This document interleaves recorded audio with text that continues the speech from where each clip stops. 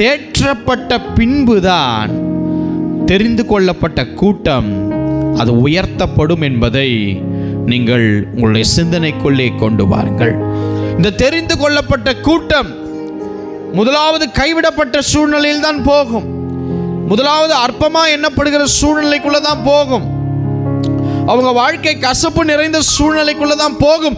அந்த சூழலில் தான் இந்த தெரிந்து கொள்ளப்பட்டவர்களுக்கு ஒரு தேவன் மனம் இறங்கி ஒரு பிள்ளையோடு பேசுவதை போல தேவன் அவர் மனதுருகி அந்த பிள்ளையோடு பேசி, நான் அவனை நடத்துவேன், நான் அவனை கைவிட மாட்டேன், நான் அவனை பலப்படுத்துவேன், இந்த சூழலை மாற்றுவேன் என்று சொல்லி ஒரு தாய் அந்த பாசிட்டிவாக பேசி தன் சூழலை, அந்த உடைந்து போன இருதயத்தை பலப்படுத்தும்படி அந்த சிறந்த தாயாகிய நம்முடைய தேவன் நம்மளை தேற்றி நம்மளை எழும்ப வைத்து நடத்தி நம்மளை உயர்த்த விரும்புகிறார். எனக்கு அன்பானவர்களே, அந்த தேற்றுகிற அந்த ஆசீர்வாதம் தேவன் இன்றைக்கு நமக்கு கொடுப்பார். ஹல்லேலூயா!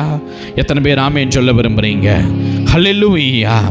இன்று எனக்கு யாருமே இல்லையே,